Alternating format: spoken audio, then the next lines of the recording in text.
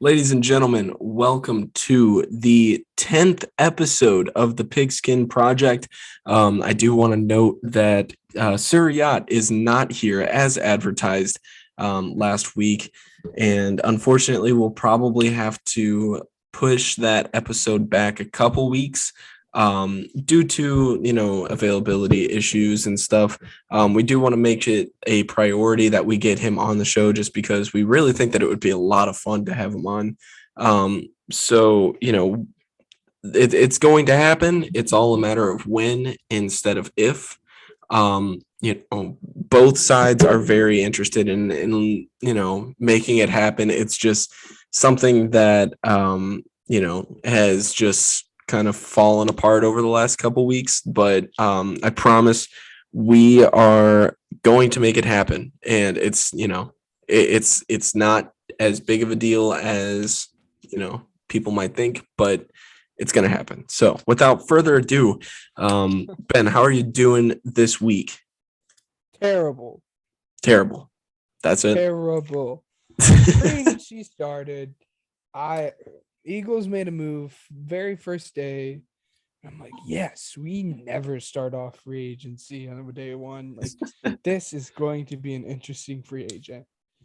Or free agency. Made that supposed signing or agreed to the signing on Monday, and now it is Friday, and we have done absolutely nothing besides re-sign a few smaller players, and it's been very painful. Well, you're probably more active than my Bears are. I mean, it's just not very fun. We've had a couple signings that are pretty interesting, in my opinion.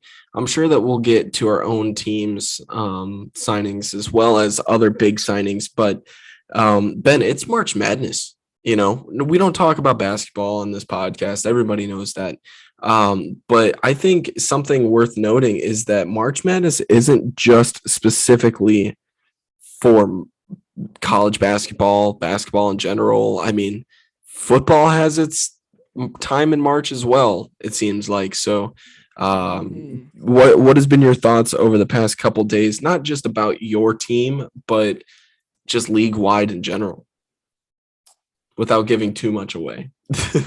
Yeah, no, it's been again. The Eagles have improved. I mean, they're better, or they got better on Monday than what they were on Sunday. But it's seeing all these different splash moves and all these different stuff that we'll get into in this pod, and seeing the Eagles have no part in it Yeah. sucks. But again, it's just the league. There's just that we talked about it last episode, but man, that AFC West is just going to be a scary, scary division. I cannot wait to watch what unfolds in that division just because it's going to be so good.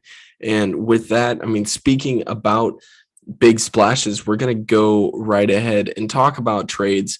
I think we're going to save the AFC West one for a little bit later. But the Texans have officially traded Deshaun Watson. I mean, the saga's over. They've traded Deshaun Watson and a 2024 fifth round pick to the Cleveland Browns for 3 first round picks from 2022 to 2024, a third round pick from 2023, and a 2024 fourth round pick. So in terms of this year, they gave up like close to nothing. I mean, that first round pick is like meh. It's very middle of the pack. I mean, you could still get some pretty good talent out of that pick. But it's not something I would necessarily say is the most valuable pick in the world. It's still a first round pick, but it's not, wow. Obviously, I think, further down the road, if Deshaun Watson can win games for the Browns, these first round picks are going to be close to nothing as far as value. To be honest with you, Ben, before we get into it too deep, I was thinking it was going to be a lot more.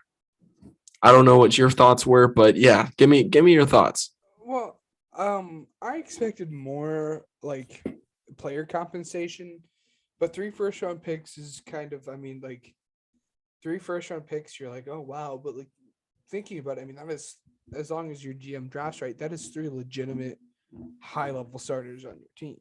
Right. But I expected, coming out throughout this entire process, we heard that they wanted picks and player compensation. And they just, I was more shocked on that side. They didn't get any players back out of this. It's a little bit more shocking, but this whole saga as a whole was just crazy. But So happy here it's over. yes, well, because now it allows you to address all these other things, because we talked about how it's kind of been a little quiet. Now at least I'm guessing that it's going to start picking up again. Right. But it's so hard for me to not make a joke about the Falcons choking. Oh my gosh, yeah. Really, for a time, it seemed like it was by far and away the Falcons to lose. Sure enough, yeah, they choked on it again. And not to toot my own horn though. Yes, you I mean, if called you it. I'll guys, give you your props. yes, I'm not. I don't like to be the person that's like I called this or whatever. I was saying this before any rumors about any teams wanting him came out. Mhm. So I'm just pat myself on the back for that one. Very good. Good job. Um, yeah, no, I mean, honestly, Oh, I, sorry, Matt. By the way, I know Matt he's needs to going take through it. our close friend is just a Saints fan, really going through He it. is, yeah, and honestly, we should probably have him on the show sooner rather than later now with the Okay. absence of an expected guest. So you guys deserve a guest. We will provide that sooner rather than later, I'm sure. But Sir Yacht, like I said, is going to be on the podcast eventually. Promise, it's in the works. It's more so scheduling. But back to the Browns and Sir Yacht's Browns. I have family in Cleveland. If you haven't already listened to this before, I was expecting more of a positive response out of them, judging by, the lack of a franchise quarterback that they've had throughout the years and everything. And, now they're trading for somebody who was once considered top 5 prior to him sitting out. After talking to them, they're very, very, it's almost like a weird situation. Just because they were all Baker Mayfield fans. But they're not going to sit here and tell you like he was the best quarterback in the world. They're not going to sit here and lie to you and say that Deshaun Watson isn't an upgrade over Baker Mayfield. And I can agree with that, but it's more so, I guess kind of like a jab at the heartstrings a little bit, just because, Baker played such a huge role in changing the culture in Cleveland. And, he was part of that offense that really turned things around in Cleveland. So I do think that Baker deserves a little bit more props. I think that he's getting way too much hate than he's actually deserved. Whether or not that's a bold take is up in the air. But honestly, I feel like, Baker isn't as bad as everybody makes him out to be, but he's still one of those middle of the pack quarterbacks that isn't going to win you any games, but at the same time, I don't know, just because, and I'll say this really quick, and then I'll let you speak your piece, and I'm sure I'll get my turn later. But honestly, I think the Browns should have won that game against the Chiefs a couple of years ago. I mean, honestly, they were one bad call away from scoring that touchdown. It was a helmet-to-helmet call. Call me biased, call me what you want. They were close to getting an AFC championship berth and what I would have thought would be close to a Super Bowl run. That team was good, and it was led by Baker Mayfield. Whether anybody wants to admit it or not, it was led by Baker Mayfield. That is why Browns fans are so kind of emotional about this, not because I guess it's, they're not happy about the trade, but more so it's hard to say goodbye to somebody that you've seen change everything in just a short amount of time. Yeah. He wasn't this like amazing guy or anything like you said, and as much as I wasn't the biggest fan of him, I mean, he was a culture changer. I mean, he was the change of guard between the 2-win or the 0-win teams, and how Yeah. bad they were to where they are now. And I don't really think Baker would have ever gotten the job done. But I mean, again, like you said, he brought back that Browns culture, and Right. without him, they never would have ever been able. They would have never even been a thought for Deshaun Watson to even go there. Yeah. But now it'll be interesting to see what where he goes and Yeah. what he's gonna do. I Um, personally, on the topic of trades, I definitely think it would be interesting. Reports have come out to say, sorry, excuse me.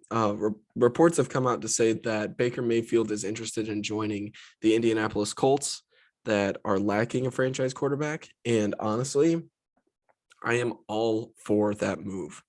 Ben, what would be your thoughts if that were to happen?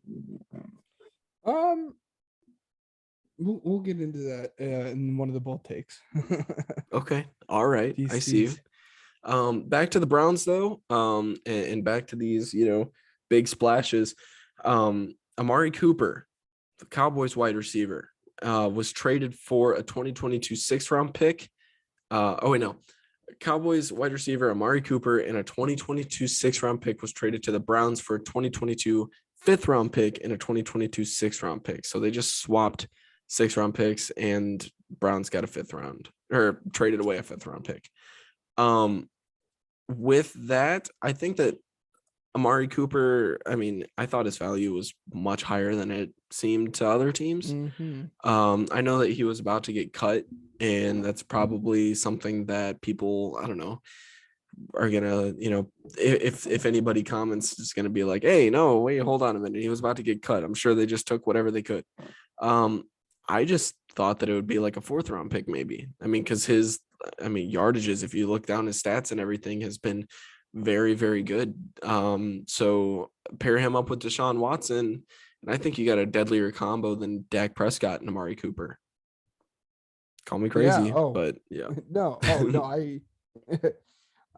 I agree with you. Again, I'm more shocked that he went for basically a 5th. I mean, it makes sense because the Cowboys kind of showed everybody their hand there, saying they're going to release him or trade him.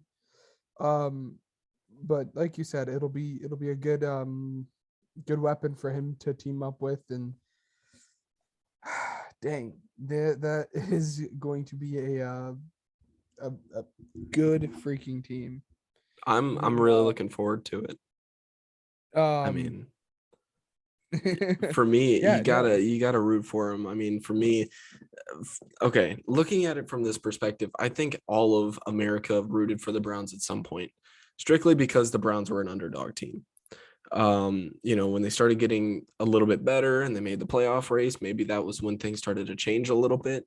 But for me, I mean, I'm always a huge fan of, these underdog teams, and, the Browns are just that team. Like, they haven't won anything. And so if they were to win, good for them. And it really sweetens the pot because I have family in Cleveland. So I could also see them get extremely happy as well. Is this the best person morally? No. But look at Pittsburgh and how they handled Ben Roethlisberger. Like, I mean, you win them a game, then you're fine. I don't know. The AFC North couldn't go 1 year without having Yeah. an offender.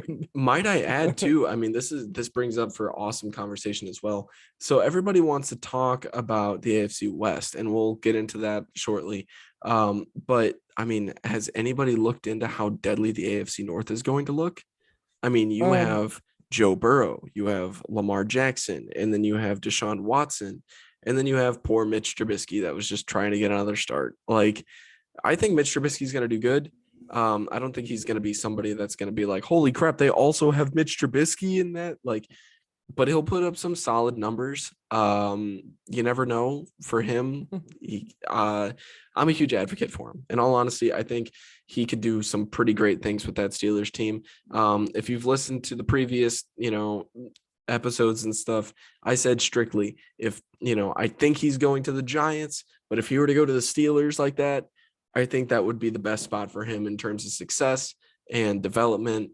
And well, that was where he went. And I think that that was the smartest move for him. But in terms of just the AFC North, man, does that look like a very competitive division? I don't know what's going to happen.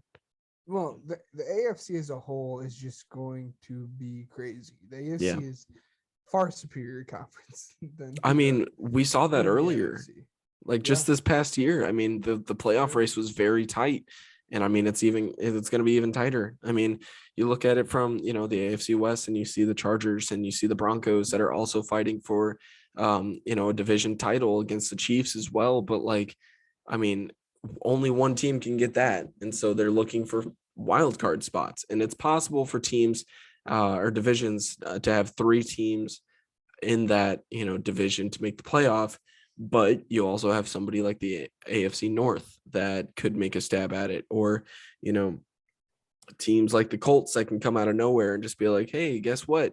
We have a new quarterback in Baker Mayfield that might actually look solid for once. Like, he could do something there. I mean, you also have Tennessee that'll probably win the division again. Hopefully, maybe. Hopefully Derrick Henry stays healthy this year, but that division's up for grabs as well. And then I know that there's one that I'm forgetting about too, but I'm just saying there's plenty of competition over there, and I think that we can both agree on that. Yes, absolutely. Absolutely. So with that, we're going to move on to our third trade. Packers wide receiver Davante Adams was traded to the Raiders for a 2022 first and second round pick. Yeah, interrupted my dinner. Yeah, I called him in the middle of it as soon as I got the news, and yeah, no, it was worth it. It was worth it. I'm sorry, buddy, but it was worth it. Before I go on my rant, tell me your thoughts. No, I mean, it's something that kind of came out of nowhere. But I mean, with how much Aaron is making, it makes complete sense. And the reports down the line were that Aaron Rodgers knew when he was re-signing that this was something that was going to end up happening. And I mean, we talked about it. You're going to have to cut some good players, but I mean, as a Bears fan, I'm rejoicing. Aaron Rodgers is one greedy guy, and he's willing to sacrifice.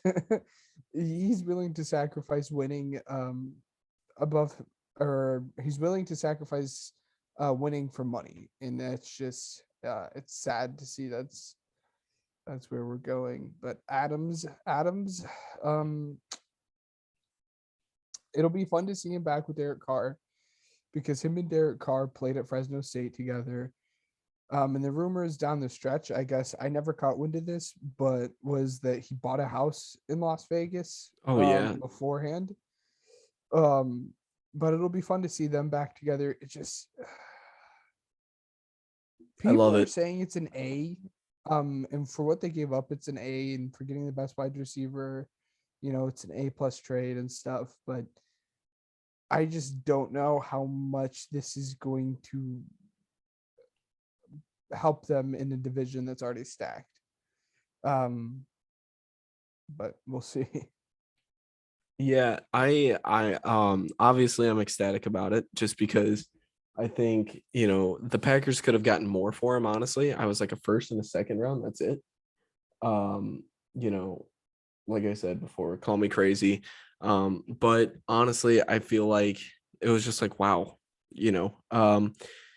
another thing, I mean, if you follow me on Twitter, you know that I retweeted wow, Davante Adams' jerseys are on sale all of a sudden. Like, a once $120 jersey is now going for like $40. I mean, are you serious? Blah, blah. Is he getting on the move? And I was just like, wow, they're really just kind of speculating something out of nothing. I mean, he's obviously going to be signing another extension. And then I saw the alert go across my screen. I'm like, holy crap. And so let me just explain my situation when I got the news. So I remember, I mean, I looked at my dad and I was like, holy crap, they did it. Like, this is legit. This is, and he goes, no, it's not. I said, no, this is serious. Like, he just got traded to the Raiders. And he goes, no, he didn't. And then I was like, okay, all right. And then I got the news out to him, like the details and everything. And he was like, oh, holy crap, like,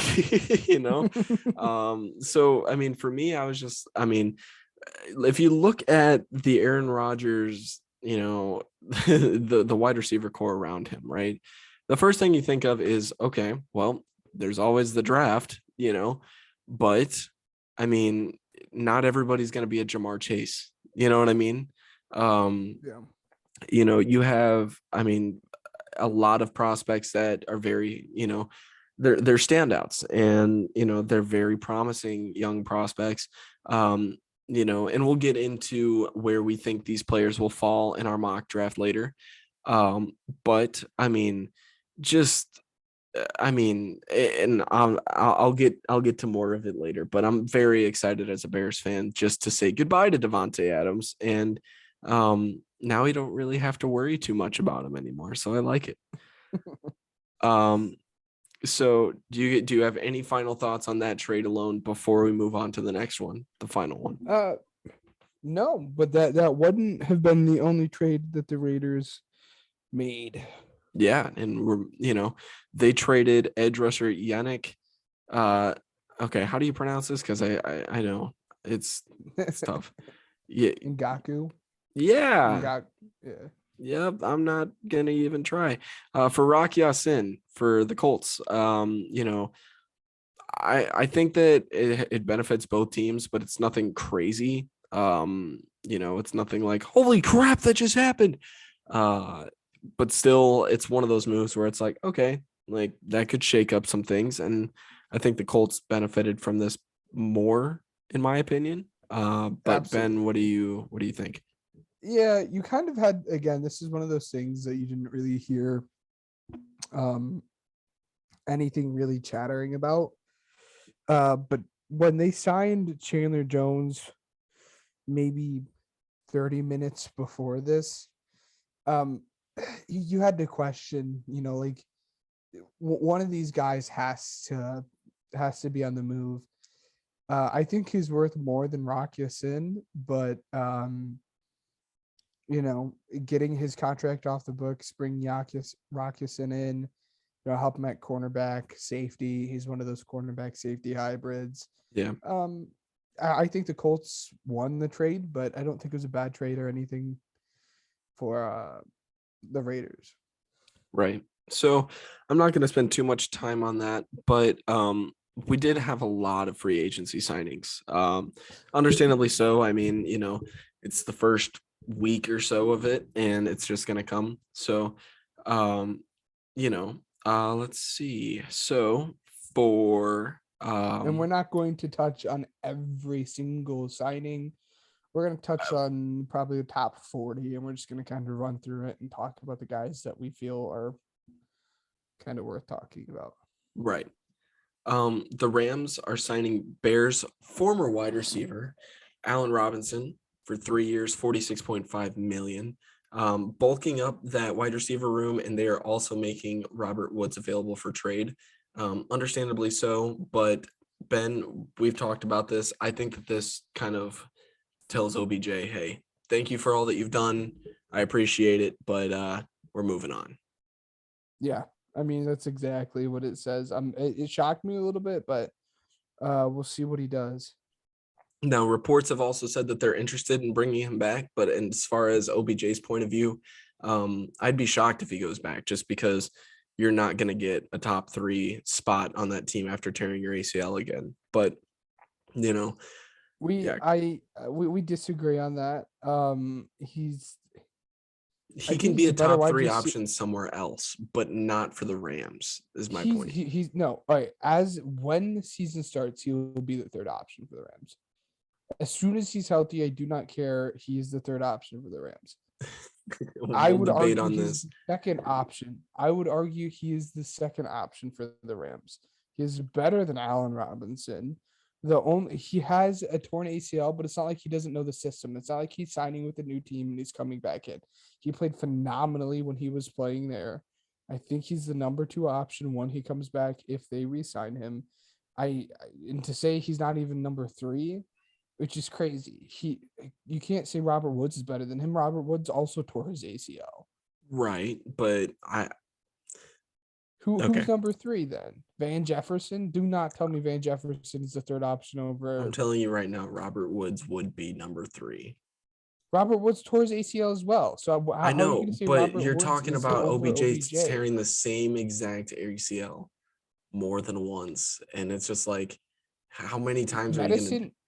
Medicine's advanced far enough. It doesn't even matter. It It really it doesn't does, matter. though. It When does. has that affected anybody? Bro, I'm telling you from the experience, like it matters. I promise you I it know, but matters. he's gotten through it once. Doing it twice is not. And again, Robert Woods just It's tore his more of a ACL as mental well. thing. It's more of a mental thing. After you Oh, do it the believe second me, I'm time, sure Odell does. I'm sure it does not bother Odell. Come on, now. well, we'll To say agree to he's above disagree. Robert Woods is crazy. We'll agree to disagree on this one because I can Well, promise you. we don't debate enough on this podcast. We'll debate about it next week. Yeah, we'll get there. But we got a lot of free agency signings to cover, and that was just one. Bills sign Rams edge rusher Von Miller for 6 years, 120 million. And for some reason, Sporting News gives this grade an A. This is ridiculous, in my opinion. I mean, I'm just going to touch briefly on it because I know that we both agree. 6 years for a 32-year-old for $120 million is crazy. You don't sign an edge rusher like that because he's not going to stay at that level. And to be honest with you, I think that he was also regressing. He's not the same Von Miller that he was 4 years ago. But anyway, JC Jackson signed with the Chargers for 5 years, 82.5 million. I think that does deserve an A. Yes, that Bulking up that defense. defense. Yeah, that defense is going to be scary, like we said. You know, this conference is going to be scary. It'll be fun to see who comes out on top there. Speaking of which, the Raiders are signing Cardinals edge rusher Chandler Jones for 3 years, as you previously mentioned. Solid. The Buccaneers are re-signing cornerback Carlton Davis for 3 years, $45 million. Also a solid move. The Ravens are signing Saints safety Marcus Williams for 5 years, $70 million. This is the first one that makes me want to just. I was really hoping he was coming to the Eagles. Report was he was coming to the Eagles, or that the Eagles offered him the money. But I guess he wanted to sign with the Ravens because they have a history of top playmakers at the position. It's just it's aggravating. But this next move is where it gets a little fun. So the Broncos signed Cowboys edge rusher Randy Gregory for 5 years, $70 million. And for anybody who didn't follow this, think this was Tuesday. I think this was Tuesday. It could have been Tuesday or Wednesday. But originally it was Tuesday. Yeah, because free agency doesn't again officially start until Wednesday. So on Monday and Tuesday, when you hear these players signing, it's like agree to terms on a contract. And that's what happened. It came out on Tuesday that Randy Gregory agreed to terms on a contract with the Cowboys for the same 5 years, 70 million. And then we're like, okay. And then like an hour later, it switched out and they're like, all right, well, now he's going to the Broncos, same contract. And I guess it's because Jerry Jones was being a slimy guy and tried to change his contract after they agreed to it. And you don't see that often. So I thought it was worth noting. But Lions are signing Jaguars wide receiver DJ Chark for 1 year, $10 million. I think that this is a great move for Detroit.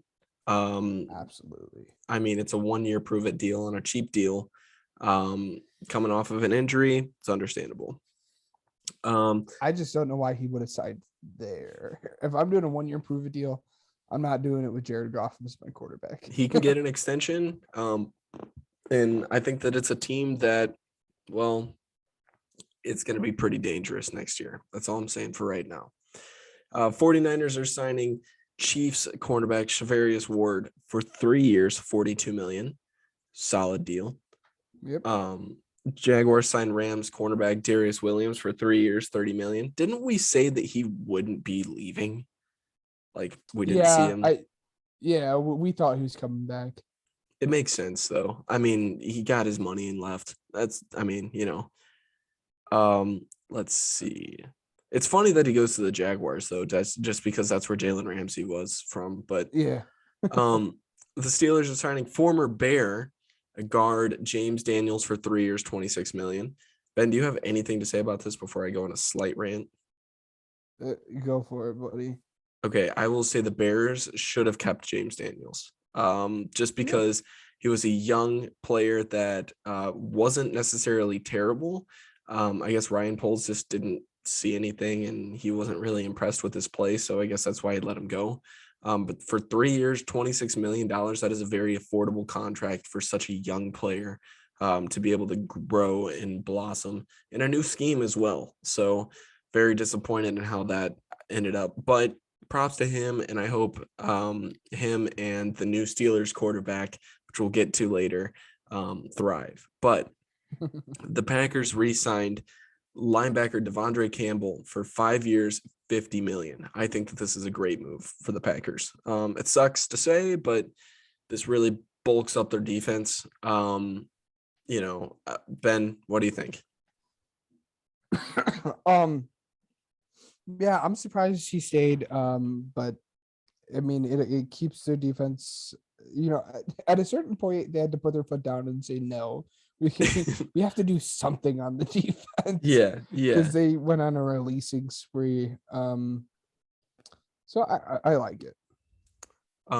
Buccaneers are re-signing center Ryan Jensen for 3 years, $39 million. That sucks. Not happy about that one. It sucks. I mean, it's understandable. Once the greatest quarterback of all time comes back and you have the opportunity to, block for him, why not? Yeah. But the Dolphins also re-signed edge rusher Emmanuel Ogbah for 4 years, $65 million. Ben, you got anything on this one?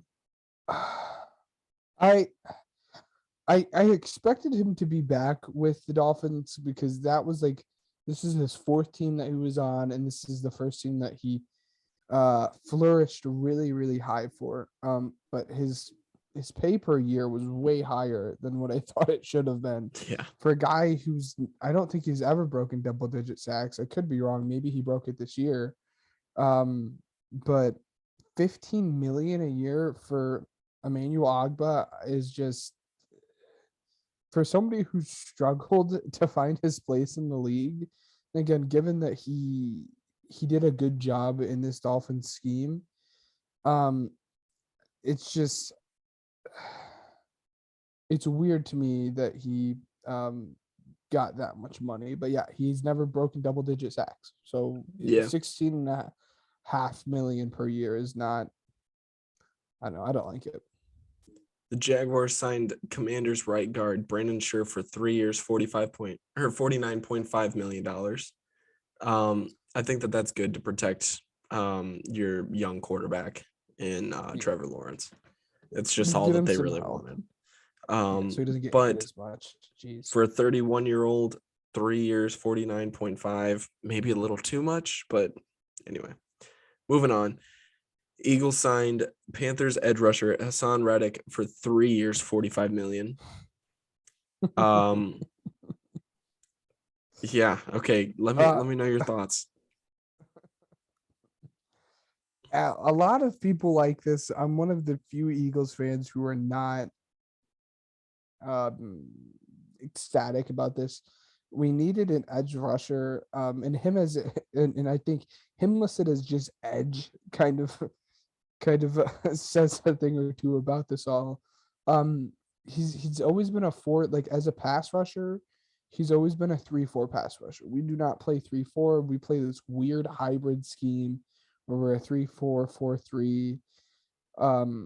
And I think he's a fine player, but he can only pass rush, and he can only pass rush a very specific way. He's a speed rusher.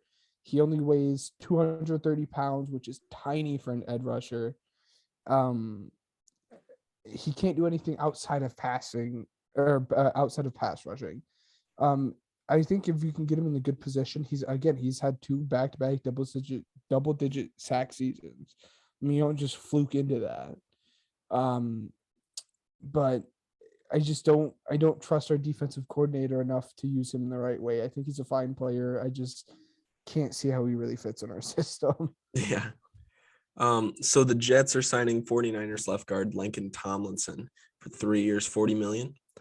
Solid. Jets are signing, or Saints are signing former Jets safety Marcus May for 3 years, $28.5 million. Man. See, Fills that Marcus Williams spot. yeah, it's a downgrade. But I mean, you know, with cap Far less problems and money, everything. though. Yeah.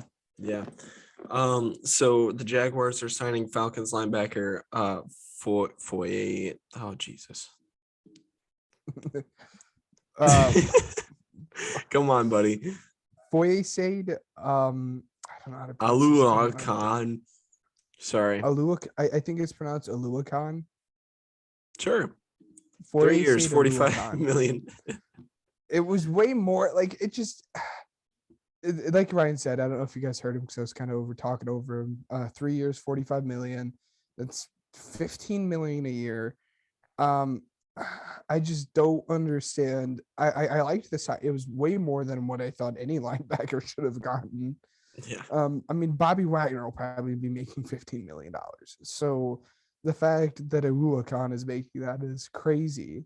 But I liked it. He's a good coverage linebacker. But then they turn around and released Miles Jack, which we'll get into a little bit later. Oh my God. And that just made me not like this signing.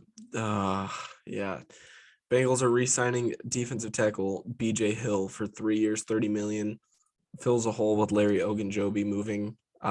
Which by the way, he signed a deal with Chicago, but it didn't go through because Larry Ogunjobi failed his how do you fail your what is it called? Your physical. Why? How? He had an ankle surgery. Oh, I see. That could be, yeah, that's understandable. Broncos signed 49ers defensive. Oh, wait. Yeah, Broncos signed 49ers defensive tackle DJ Jones for 3 years, 30 million. That deal looks very similar to the Bengals one, which is why I kind of freaked out there a little bit. Jaguars signed Jets defensive tackle Foley Fatukasi. Yep, Yeah, you got it. Yep. For 3 years, 30 million. All the same deal. Yeah. Seahawks re-signed safety Quandre Diggs for 3 years, 40 million. This one was just slightly underwhelming. Just for me, just because I was hoping that he would leave somewhere just for the headline. Yeah. And also too, I think he got overpaid just a little bit. That's my opinion, and we can get into the conversation again in a later episode about wide receivers pay versus DB pay, which is just crazy. Yeah. But I think he got overpaid a little bit. Let me just say on this next one, I called it. Cardinals re-signed running back James Conner for 3 years, $21 million. I mean, I called it. They should have kept Chase Edmonds, in my opinion, but I called it. That's it. That's all I wanted to say. Falcons signed. That's what I want to say. Yeah. Falcons signed is too much, but Falcons signed corner Casey Hayward for 2 years, 11 million. Another solid signing. Dolphins signed. Oh yeah, called this one too. Dolphins signed Cardinals running back Chase Edmonds for 2 years, 12.6 million. Hey, ladies and gents, it's almost like Ben and I know a thing or two about football because we've been calling things left and right for this offseason. So stay tuned. Make sure that you guys like and review and everything for us because it helps us out. But without further ado, we are going to keep going. That Chase Edmonds deal, I think, is a steal for the Dolphins. I mean, they get a solid 1-2 punch. And, Myles Gaskin, I mean, holy cow, him and Chase Edmonds, I like it. Moving on. Talk about overpay. Jaguars signed Cardinals wide receiver Christian Kirk for 4 years, $78 million. 21 million per Yeah, up to 21 million per season with incentives for Kirk. A complimentary versatile target seems questionable at best, according to sportingnews.com. I cannot help but agree. I mean, I was expecting maybe 12 million per year for Christian Kirk, like nothing crazy. And I was hoping that the Bears got him. But as soon as I saw the contract, I was like, get your bag, man. Like, seriously, don't even worry about it. Like, have fun in Jacksonville catching passes with Trevor Lawrence, because quite frankly, I do not blame you. He's, I've said it to you before. I would not have paid over probably $12 million for him because he's not a number one option. I don't care what anybody wants to say. Ryan wants to tell you his number one option. I don't know if he agrees with that or not anymore. Not yet. Not yet. I think he'll put up numbers to a point to where he can be, but right now, where we're standing, he is not a number one. I was just extremely optimistic because I really like the way that he would complement Darnell Mooney. But you know, I wouldn't have paid more than 12 million for him, and for him to have to step in and be that number one option. I mean, that puts a lot of pressure on him having to even do that. Right. I don't know. It's too much money. And honestly, I was quite scared that was going to reset the wide receiver market, and I am just happy he didn't, because 19.5 million up to 21 million a year is just absurd for him. So the Jets signed Seahawks corner DJ Reed for 3 years, 33 million. Solid. Jets sign Texans safety Justin Reed for 3 years, 31.5 million. Yeah, no, I agree with sportingnews.com. They say that this was the Chiefs' admission that they were unable to make it work with Tyrann Mathieu, an available free agent, which we will touch on later. Man, they say my that thing is I think this is a fine deal. 3 years, 10 million per year for Justin Reed. I like it. I would have paid him that, and this is where I start getting. This is the point where I started getting concerned with the Eagles, because I really need the Eagles really need a safety. Maybe they'll look at that in the draft. Watch our mock draft. Listen to it. I mean, anyway. But yeah, go for it. They really need that.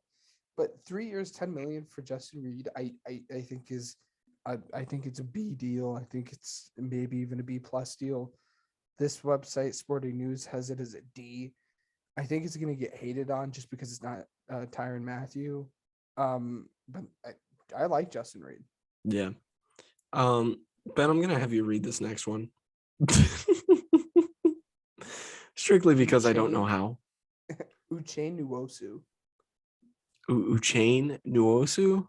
Yes. Okay. Seahawks signed Chargers Ed Uchenna Nwosu for 2 years, 20 million. I'd say that it's a good move, but I don't know who it is. He's the same archetype as Hassan Reddick. He's not quite a 4-3 edge, and he's not quite an outside linebacker. Yeah. So it takes a good scheme, but a good scheme used right can really benefit from him. Jets signed Bengals tight end CJ Uzomah for 3 years, 24 million. Huge fan of this one. I mean, I like it. I pair him up with Zach Wilson. Great one. Also, another deal that I'm very, very happy about. Dolphins signing Cowboys wide receiver Cedric Wilson for 3 years, 22.8 million. That's a cheap deal, and that is a very, very good. And sportingnews.com even says something about it. Wilson gives to a decent complementary weapon to Jalen Waddle and Mike Gesicki, and I totally agree with that. Ben, your thoughts after seeing Cedric Wilson? I agree. I think being the fourth wide receiver behind Gallup, CeeDee Lamb, and Amari Cooper didn't really allow him to shine. And I think in a year or two, we'll look back at this deal and be like, yep, the Dolphins that was a steal here. Speaking of steal, Steelers sign Bills quarterback Mitch Trubisky for 2 years. Holy crap. This is awesome. I love it. I love everything about this deal. It depends so much on how much he's making. If he's making 15, I would even say 10. If he's making more than $10 million, maybe 15. I don't think it's worth more that than much. If he's making more than like $10 million, I don't like this deal.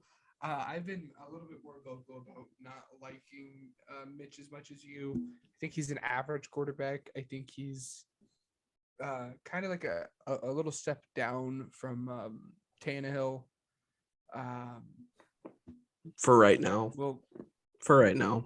no, That's fair. Forever. That's how he's played. He's played like that. So it really just depends on how much this deal costs, and then once we get the more information on this deal, I'll have more of a solid opinion on it. Reportedly for $14 million over 2 seasons, $7 million per year, $5 million guaranteed, with the potential for $13.75 million in incentives. I like that. Yeah, that's perfect. I like the deal. Love it. Yeah. So, dude, why are these names so? It's always the tackles and stuff.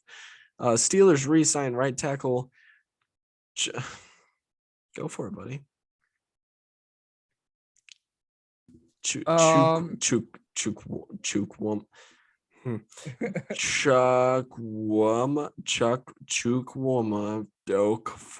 Okorafor. Chukwuma Okorafor. Chukwuma. So the W silent? Yeah. Sure. Chukwuma Okorafor for 3 years, $29.25 million. Okay, whatever. See, Bill, and the key to these names, by the way, if you're ever struggling, I've known everybody's name so far, but the key to names, if you don't get it and you don't know it, just say it with like confidence. Nobody's gonna question you. Just say it. But I promise you, like my mouth is just not letting it work. So it's just like I don't know. It's just how my mind works. Bills signed guard Roger Saffold for 2 years. Bengals signed Buccaneers right guard Alex Kappa for 4 years, $40 million. I'm just going to start moving a little bit quicker here. Rams re-signed offensive tackle Joe Noteboom for 3 years, $40 million, and center Brian Allen for 3 years, $24 million. Solid re-signings, my opinion. I like the Joe Noteboom signing. At first glance, you see 3 years, $40 million. It's a little bit hefty for a swing tackle. But with Whitworth retiring, I think Noteboom will step in and play pretty well. I'm not going to say Phil. I mean, Whitworth is one of the best tackles to do it in the last 15 years, but he'll step in, and I think people know his name a little bit more after this. Ravens are signing offensive tackle Morgan Moses for 3 years, $15 million. That's a great deal, in my opinion. I mean, cheap offensive tackle for 3 years. Sure. Commanders are signing Jaguars guard Andrew Norwell. Another solid signing. Jets signed Buccaneers safety Jordan Whitehead for 2 years, $14.5 million. Jaguars are signing Giants tight end Evan Ingram for 1 year, $9 million. I think that's another solid move. Panthers are signing Cowboy safety Xavier Woods for 3 years, $15.75 million. Average. Jets are re-signing wide receiver Braxton Berrios for 2 years, $12 million. I think that's good. Everything else not necessarily too notable, except for the Steelers signing Jaguars linebacker Miles Jack for 2 years, $18 million. I also really like the Jets signing Vikings tight end Tyler Conklin for 3 years, $21 million. And the Bills are signing tight end OJ Howard for 1 year, 2.5. million. Dolphins are signing 49ers running back Raheem Mostert for 1 year, 3.1. And that's all of the notable signings that we have for you guys. As for the available free agents, oh wait, did you have something to say? Yeah, just real quick, just to touch on 3. The Jordan Whitehead for basically $7 million a year. I think again, by the time his 2 years are done, is going to be a steal. I think that's probably where his market is at right now. Just as a young safety who didn't really have a lot of playing time there for the Buccaneers, but I think he'll get a lot more money. And I think he'll make himself some money after that deal is done. And then to the 2 tight ends, I've been pretty vocal about not liking Evan Ingram. 1 year, $9 million. I personally think is trash.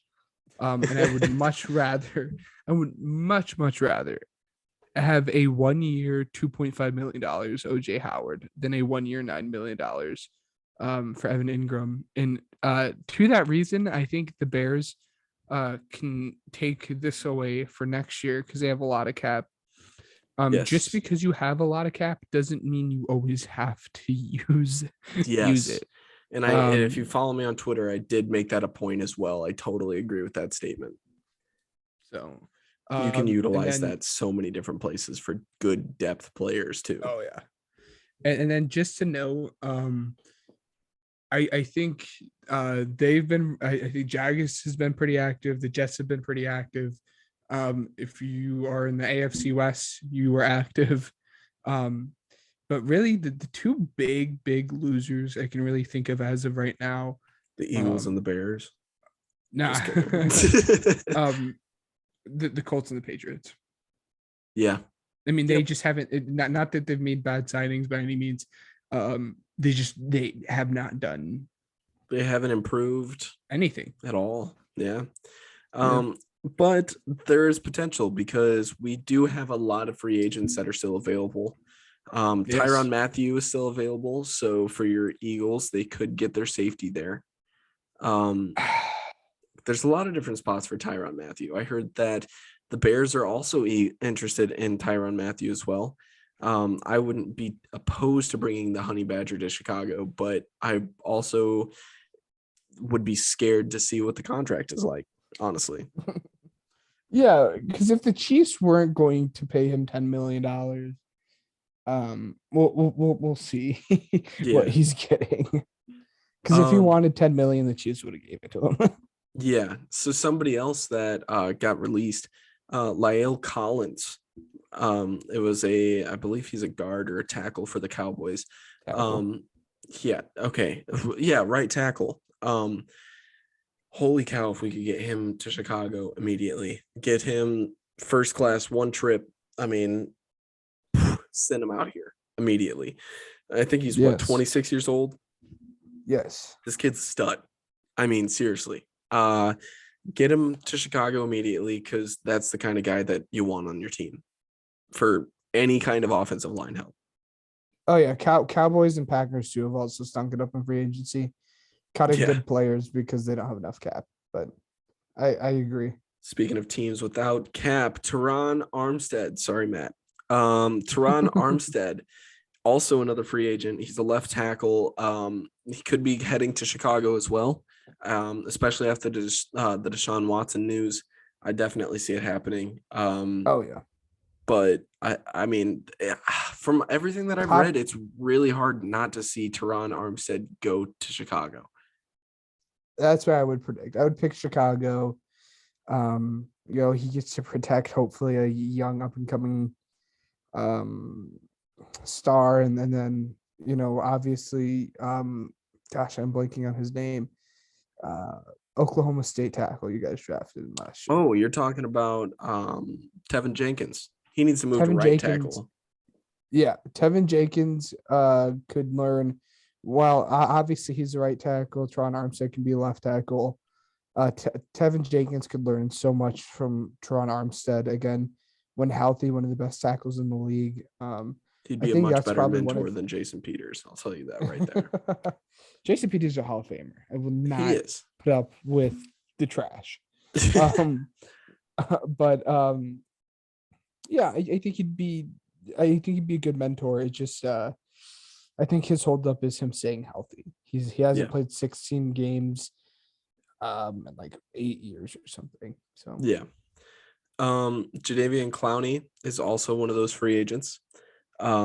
Solid edge rusher. I think that he could be somebody that a lot of teams look for. He didn't necessarily stand out too much in Cleveland. In my opinion, I don't think he was one of those guys that really put up crazy headlines or whatever. But he's still a solid player. So, anybody that needs an edge rusher, and I'll say this just because some Bears fans think that we need edge rushers. No, we don't. Shut up. We have you Travis guys could Gibson. always use depth. I don't know. But Jadavian Clowney is who's not a depth piece. Like, you're going to start Travis Gibson or you're going to sign a veteran. And I'm telling you right now, Travis Gibson is going to be that starter. If they need depth, then they'll sign another depth piece, but you're not signing Jadavian Clowney to be your second string. Like, yes. Bobby Wagner is another one of those players. That is one person oh, dude, if he goes to the Cowboys, That's wow, the rumor. That is that the rumor. that would be a wow moment. One of those Yeah. eyeball emoji type things I think was discussed on NFL Network. Yeah, I mean, Zadarius Smith, an edge rusher, I think, right? Edge rusher for the Packers. Yes. Edge. He backed out of his deal with Baltimore. I don't know if that's because they're working on a deal to return to Green Bay or not after the Devontae Adams trade. But we never know. I mean, there could be another team. What? Yeah. I was excited for him to go back to Baltimore. Yeah. Because that is where he was from before he signed with the Packers. And it would have been fun to see him alongside Adafe Owe. Yeah. But it's a shame. We'll see. For the next free agent, Stephon Gilmore. Somebody's pounding the table. Pounding the table to get him. That's what you need to do. No, absolutely. Him paired up with Jalen Johnson, I think would be awesome. But to be honest with you, Ben, I told you this last night. I forgot that Stephon Gilmore existed. Just because all the headlines and everything just kind of made me forget about him. But yeah, no, as soon as we talked about it last night, I was just like, holy crap, yeah, the Bears need to get him. If we could. Because for some reason, Stephon Gilmore is not shouting out at me that he's going to be making a ton of money. Like, he's going to be one of those guys that makes anywhere from 10 to 14 million a year. Yeah, and I think that's his range. I think it'll be just a little under what JC made, but still near the top end. Yeah. Back to another free agent. OBJ is next on our list. Now, just to kind of remind you, these are not rankings whatsoever, but they are a list, and OBJ is on that list. And honestly, I don't think he's going to return to the Rams for that reason that I listed, but he will be going somewhere that will give him that top 3 spot. And, He'll be an Eagle. I hope not. Strictly because I don't want him to get hurt and then you be upset that they sign him to a ton of money. No, I think he'll sign. I think no matter where he goes, he'll sign a 1-year deal. That's himself. Fair. That's who he is. Again, me and you'll debate this another time. Odell Beckham is a top. I don't care. He played Baker. Jeez, Maker Mayfield. Baker Mayfield. He kind of got lost. He's I thought it was going to be so much better. Talents. Yeah. He's still one of the top talents. I don't care what Ryan has to say. Yeah. When it comes to this point. He doesn't care what I have to say anyway. Don't let him lie to you. Just kidding. He's not. I would be surprised if he goes back to LA. He wants to go somewhere that he can be the number 1 or number 2 guy, where he can recuperate his value and then go out and get a bigger deal. So it'll be fun to see where he goes. Dwayne Brown is another one of those options. Ben, what you got on him? He too is good. His problem is age. He's not to be an ageist on here, but I from what I remember, he's 38 years old, and I think he either retires or signs a or he's 36. He either retires or he's going to kind of just continue to sign these 1 year deals, I think. He was a top tackle at one point. I think he's gonna kind of be like a JP role, a Jason Peters, where he's a backup, can do spot starts. But he's kind of just there for people to learn from. Gronk is our next one. Honestly, I don't see him going literally anywhere else other than the Buccaneers now that Tom Brady's, here. So Yep. Akeem Hicks. Maybe he'll be a Hicks. Bear with Larry Ogunjobi. He's not. And I'll tell you why. The Bears made a couple signings today. It's nothing crazy. But they're trying to get younger. And it's nothing against Akeem Hicks. It's just something that it's just like, man, they tried to get a little bit younger with Larry Ogunjobi, but obviously that didn't work out. But they did sign Justin Jones, which I would no way say is, somebody that the Bears should keep long term. It's a 2-year contract. Not even close to how much we paid Ogunjobi, but it's just tough to let Akeem Hicks go.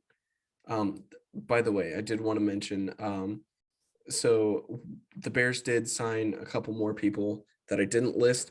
Byron Pringle, which I think is an awesome signing. A wide receiver from Kansas City.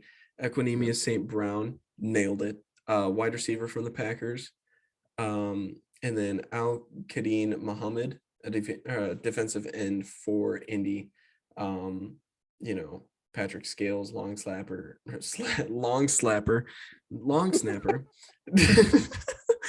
Nicholas Morrow, and then Lucas Patrick is who the Bears signed. Definitely depth pieces potentially, but I don't see them bringing back Akeem Hicks unless it's on like a 1, maybe 2-year deal. But he would not be making the money that he's going to be asking for. So in terms of teams and where he could go, who knows, man. I hope he retires as a Bear. That's all I got to say. Yep. For the next and last one, Jameis Winston.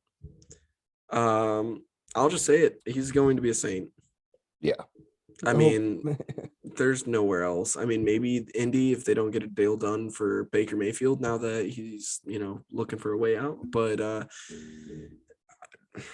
literally, he's a Saint. Yeah, I would be very shocked if he was anybody besides a Saint. Yeah. Before we move on, I do want to note, as I always do, we are doing mock drafts all off season until the draft has happened. So until listen to the mock drafts. It's a lot of fun. We go through it on the Draft Network website. So definitely check it out with all the trades and everything that's happening. And if you want to know where your team is standing within the first 2 rounds, this is your way to go. So check out our mock draft. It's also released with this episode. So anyway, without further ado, we're going to go ahead and kick it into bold takes, which we haven't done in a couple weeks. Ben, I'm going to let you go first because I only have one bold take because I know that this is the only one that you would have chosen. So I have 3 very, very spicy bold takes. I am excited. Tell me. The Chargers are now the best team in LA. Better than the Rams, Super Bowl defending Rams. Bill Belichick obviously Hall of Fame head coach, terrible GM. not Okay. not a good GM. And then the last one too, Baker Mayfield, if he goes to Indy, will be worse than Carson Wentz. Baker. Let's talk about Baker right now. I'll tell you right now, everybody's hating on him, and I will tell you right now that he would have had a much better season had he not gotten injured, because that affects your mental state, and you also have to deal with your physical state as well. You think about, Baker Mayfield as a subpar quarterback, but in all honesty, that is not what Carson Wentz was. However, It absolutely honestly, was, though. but he It couldn't get them was. to the playoffs against a team that literally was the worst in the entire league. His Baker leadership, Mayfield, I Baker agree. His Mayfield will leadership win is you a bad. game against the Jaguars. I will tell you this He- right now. Baker's leadership, as you said, way better than Carson Wentz. And I will tell you this right now. He's going to be better for the Colts than Carson Wentz. I will debate this however long you want. I can promise you it's going to happen. My thing is in less games, Baker Mayfield threw more interceptions than Carson Wentz. He This almost year? threw double the amount. Yes, this year. He almost threw double the amount of interceptions that Carson Wentz did. Well, yeah, because Baker Mayfield has a better mental status and is a better leader, but Carson Wentz in every other aspect of the game, when it comes to physical attributes, is better than Baker Mayfield, and there's not a question about that. He's a better runner than Baker Mayfield. He has a better pocket presence than Baker Mayfield. He has a bigger arm than Baker Mayfield. It's hard. He does. No. Which one is wrong? Because Carson Wentz came out. Carson Wentz is a cannon for an arm. He's bigger. He's taller. And the Carson Wentz, as much as I dislike how he reads the pocket, the dude can escape the pocket almost like no other buddy. I mean, put Lamar and Kyler for a 6'5", Carson Wentz's pocket mobility is off the charts. I mean, you look at this dude a highlight reel, dude ducks, dodges, tackles. As much as we like to poo-poo on Carson Wentz, his physical attributes are way better than Baker Mayfield, and that's not, you cannot argue that one. Baker Mayfield can argue games when you need it. That's it. That's all you need. That's literally all you needed. They would not have been in that position to make the playoffs as Baker Mayfield was a quarterback in the first place. Dude threw 13 interceptions this year with a better wide receiving core than what he has than what he would have had in Indy. He has Michael Pittman in Indy and a washed up T.Y. Hilton. Okay, but I'm telling at least he has right Jarvis now. Landry and freaking Browns. Dude, how are you going to throw more interceptions than Carson when Carson has a worse wide receiving core and a worse running back? So he can't throw the ball to. I mean, you guess you can see. You're telling me Jonathan Taylor is worse than. Hold Nick on. Chubb, I don't care. I love Jonathan Taylor. You can argue Jonathan Taylor versus Nick Chubb. Absolutely. Oh my God. You're telling me you can't argue. You're telling me you can't argue JT versus Nick Chubb. I will tell you right now, Jonathan Taylor is a much better running back than Nick Chubb. Yes. No, I'll give you JT at 2 and Nick Chubb at 3. That's still a better running back. I agree. He's a better running back. He's not a far. That's not what you said, though. That's not what you said. He's not a far better. He's not a far better. He is marginally better than Nick Chubb, and I do not care. He's marginally better than Nick Chubb. He's better than JT had a better offensive line too. Yeah. Okay. So put Baker in a better offensive line, and possibly a better worse system. Wide receivers. Sure. You can't even say better system. I said possibly a better system. Depends on, we haven't seen him in another system, so we'll see how it works out. Obviously, it didn't for Carson Wentz. My point is, Carson Wentz played fine this year. He couldn't get it done when he needed to. Obviously but it's not. not. He Couldn't get it done he when threw they 20. needed He it threw to. 20. He threw 27 touchdowns. That's 3 away from 30, which is the big mark that everybody likes to talk about. And only 7 interceptions versus 13 interceptions in 2 less games than Baker Mayfield. Baker Mayfield Yes. Okay. almost would have Let's bash Baker guaranteed. Mayfield.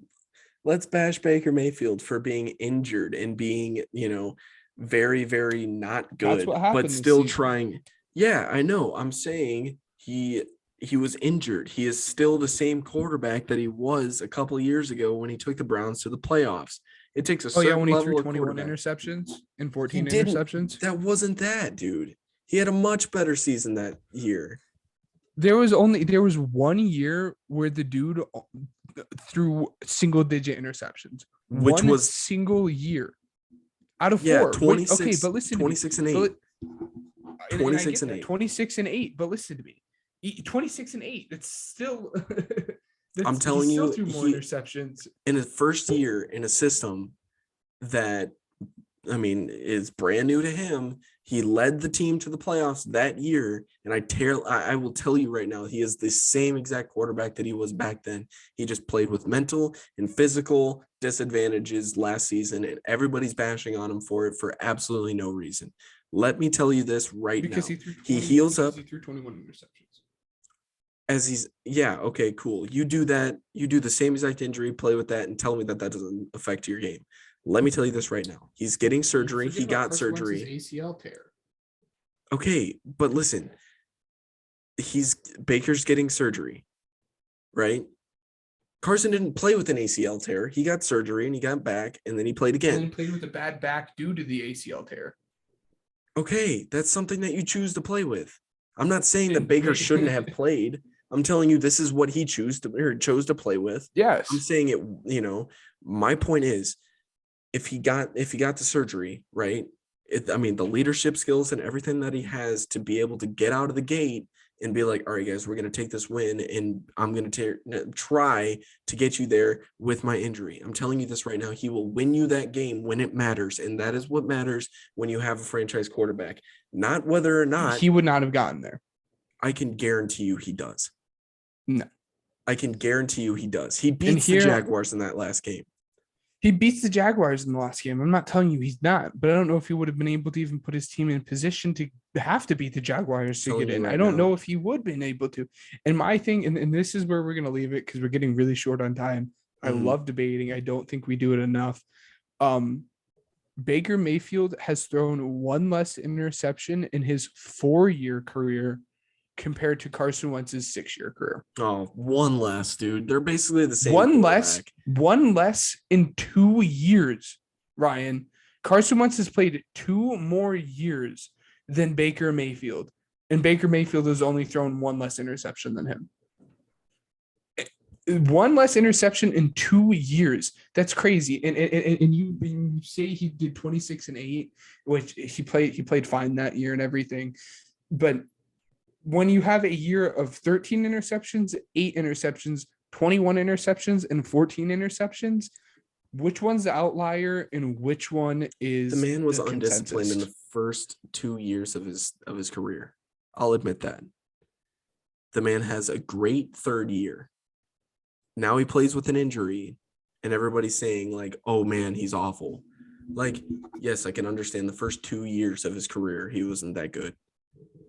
But the 3rd year, man, was he looking good. Man, was he that change. Oh, my God, Baker Mayfield is like turning things around in Cleveland. Oh, my God, the Browns might make the playoffs. Oh, my God, the Browns are in the playoffs. Oh, my God, they just shut out the Steelers. Was that a defensive effort? Yes. Were they close to beating the Chiefs? Absolutely. Should they have won? I definitely think so if the refs didn't screw that up. Yeah. But they did. I'm saying he played with an injury. He was disadvantaged. Give him 1 full healthy season with the Colts, and I guarantee you he gets him to the playoffs. In Carson Wentz's in the year that Carson Wentz got traded for 2 third-round picks, he had a 1.5 less QB rating than what Baker Mayfield did in his best season. The year that Carson Wentz got traded for, again, 2 third-round picks, only had a 1.3% worse rating than what Baker Mayfield had in his best year. So, I'm telling you right I now, don't know. man, he still has more to prove, and everybody's shutting him out. Let me just say, when he comes out slinging it, I told you guys so. Okay, we'll end it there. My one bold take that I'm not even, this is the one. I'm saying the NFC North next year will finish. It's wide open right now, but next year, the Bears will be on top. The Vikings will be number 2 in a wild card spot. The Lions will be number 3, and the Packers will be in last place. I was with you with the first two. I'm going to have to completely disagree with the Packers for as much as we shit on the Packers. You have Aaron Rodgers, guys at his caliber of play always figure it out. But let's hear you. Okay, so let's look at each team's opponents for next season, right? Give me just a second. Okay, so I'm looking up the stuff right now.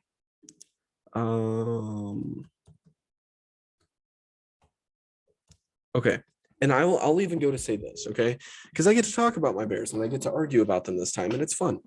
The Bears didn't necessarily get worse this offseason, even if Khalil Mack got traded, whatever. In all honesty, and Coach Tyler, thank you for coming on in the second episode, by the way. You were dope. But he can even vouch for me. It's not really changing too much. I definitely think that Travis Gibson is going to take over, and it's just going to be one of those things. Khalil Mack, cool. I mean, his presence is awesome. But I mean, when you have a second-year guy come in and get 7 sacks in a second year with limited snaps, I mean, literally, if he had the other half of the season, I guess that you could say that he was on track for 14. Okay. Impressive, right? Especially alongside Robert Quinn. That is why I'm like, okay, sure. Like, maybe it's not as bad as everybody says. But you look at everybody's schedule, right? So I'm going to go ahead, and because I think that the Lions and the Packers are the 2 teams that I would say would be the most arguable here, because I definitely think the divisions between the Bears and the Vikings now. Let's look at the Lions first, okay? So obviously they play the Packers, Bears, and Vikings 2 times a year, both at home and away. They also have the Eagles, which I think will be a closer game than people expect, and you can argue that, whatever. But I think it'll be a closer game because the Lions were very close to beating a lot of those teams that they lost to last season. They're right there. They just need a couple key pieces, and I think that they got those this season. They also have the Commanders, the Bills, the Dolphins, Seahawks, and Jaguars. So out of their homestand, right, I would say let's let them split the division, right? So let's give them 3 wins there, right? Home and away, wherever that happens, blah, blah. So 3 wins. Let's say, for sake of discussion, I'm sorry, Ben, I think that that's going to be one of those games the Eagles should win, but they're going to lose to the Lions. The Eagles mollywopped them this year. No, you can't say that they're going to win that. They showed no shine of fight. I'm going to disagree with you on that one. I think you can make an argument, but you can't confidently say with a straight face after the Eagles beating them by like 29 or 39 points or whatever that was this past year that they're going to win. I'm sorry. Okay. All right. I know that it's arguable, so I'll give you that one. I guess I'll bow down there. They're beating the Commanders. So that's 4 wins. They're losing to the Bills, whatever. I think that they could beat the Dolphins. That's fine. So that's 5 wins. They're going to beat the Seahawks, and they're going to beat the Jaguars. So that's 7. We already talked about division. At away games, they are playing the Cowboys, which is like, that's a loss. Giants, so that's 8 wins. Patriots, arguable, haven't gotten better, haven't gotten worse. I think that'll be a close game. toss it up there in the tie column, I guess. Jets and then Panthers. So let's say 10 wins, right? Solid. You look at the Packers, right? We both can agree they got worse this season, right? This offseason. I understand. Hold on. I'm just to straight up out of to even just look at this to go through a schedule and to say this team's going to win this team's not going to win this team's It's going to win unrealistic. I is know. not. Let's be honest. Lions are not winning 10 games this year. I'm sorry. I'm Or saying next year. it's possible. The way that things played out and everything, the way that Sure. the offseason looked and the way that things looked last season, they're so close. I mean, they almost beat the Ravens, but the Ravens had to beat them on a record-breaking kick to where, I think it's, it sounds ridiculous, but I think the Lions could actually do something decent. Do I think they're a playoff team yet? No. Did I think that they could fight for a playoff spot? Absolutely. You look at the Packers. Let's say that they split the division as well. Okay. Just because, I mean, I'm going to say that each team are going to split the division, even though that's unrealistic, but whatever. Okay. Because it's not going to happen. But, okay. So the Packers, I think that they'll beat Washington. So that gives them 4 wins. Let's see. Okay. They're going to lose to the Cowboys. I say they beat the Giants, so that'll be 5 wins. I think they beat the Patriots, so 6. Beat the Jets, Dolphins, 7, 8. Lose to the Vikings, Eagles, Bills, Titans, Rams, Bucks. So 8 wins next season. You have to. My thing is, and this was the point I was trying to make. You are always in every single game. As much as we talk about Aaron Rodgers being a diva, which he is, and him playing for the money and not You for the can't cut him team and out. everything. I'm with you. Exactly. If He Devontae wins Adams you was hurt, games. And as much as I don't like their wide receiver core, they have 2 first-round picks. They can continue. As much as we don't like their roster right now, they can get better through the draft. It's the Aaron Rodgers factor. You can never ever count Aaron Rodgers out. And for me to say he's as long as the team has Aaron Rodgers until he starts to digress, they will never be the 4th team in a division. I mean, you can go through a schedule and you can say that, it's gonna be and I see close. where you're coming from. Absolutely, and I see where you're coming from. Let me just continue. Just hear me out. Yeah. So Minnesota, right? They're gonna beat Washington, split the division, like I said. So that's 4. They'll beat Miami, so that's 5. Let's see, lose to the Cowboys. So Giants 6, Patriots, arguable. Jets, what did I say? So Giants are 6, Jets 7. What do you think about your Eagles against the Vikings? I think that'll be a good game. Actually, I don't know. How's your run defense? Good. Good. Okay, so they'll lose to the Eagles. They'll lose to the Bills, lose to the Colts, lose to the Cardinals, wins to the Saints. So let's say, okay, Packers get 3rd in the division. Fine. I'll change my bold take. Packers get 3rd. I'll say the Vikings get last, though. The Bears, right? Call it biased, call it whatever you want. Let's say that they split the division 3, like I said. Okay, so Eagles, debatable. Bills, debatable. No. They'll lose to the Bills. What am I talking about? Dolphins, they'll beat. Texans, they'll beat. 49ers, they'll lose. So let's say 5 wins right there. They'll beat Washington 6 away. I disagree. What? With Washington? The Washington had one of the best rosters this year and just lacked a quarterback. Oh, they still don't have it though. They still don't have it. He's an upgrade. He's an upgrade though. I'm not saying he's the guy, and I'm not saying he's going to take him to the promised land. But he is better than Taylor Heineke. And you cannot absolutely. argue that. But I will tell you right now, they'll beat Washington. Just saying. So 3, 4, 5, 6 wins in their home standalone. Lose to the Cowboys. Okay. Let's see. I think they'll lose to the Patriots. Okay. Wow. I'm really about to say the Lions are going to win the division.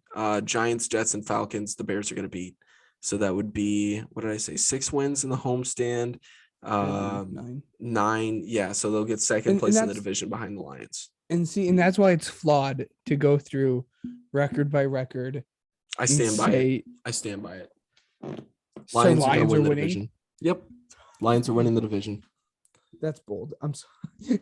And No, I think that it all just in- comes down to division play, honestly. But the Lions have the easier schedule, and they look like they're going to be a special team.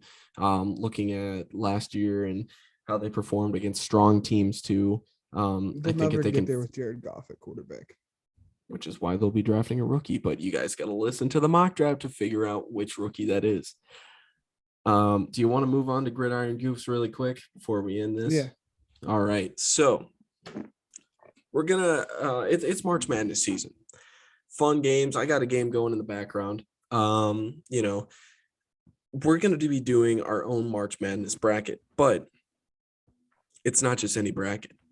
It is the Disney movie bracket. Now, Ben, Cow. these are a lot of teams. Okay, we're just gonna go back. I'll ask you region by region. This is a lot. Okay. If you haven't seen him, just I don't know. We're just gonna start it just to save time. Toy Story and Yep. Good Dinosaur. And thank you guys for getting this far. This is no longer football from what we can tell. Yeah. But we'd still enjoy your company. Have some fun with us. Continue. Exactly. Toy Story and Good Dinosaur. Toy Story is my favorite Pixar movie of all time. So okay. Let's see. Okay. just do TS. Yeah, if I can figure it out. Jeez. Okay. I've never used the pen feature on this. Okay. Lilo and Stitch or Emperor's New Groove. Ooh, see, this is a tough.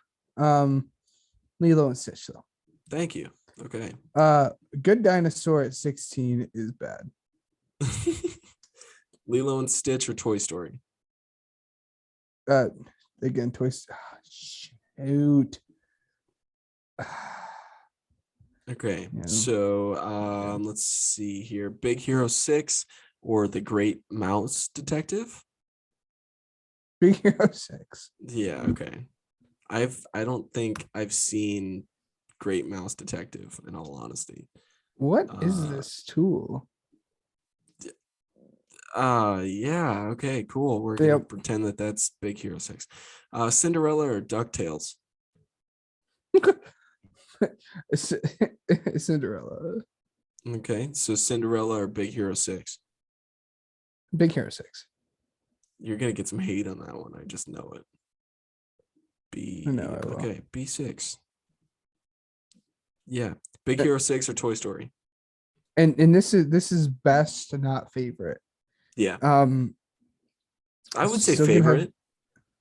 If it's favorite, if it's favorite, then it's not a bracket. If it's favorite, Toy Story is a winner. I'm going to tell you that. I think we should do best in our opinion. Okay, best. Yeah. All right.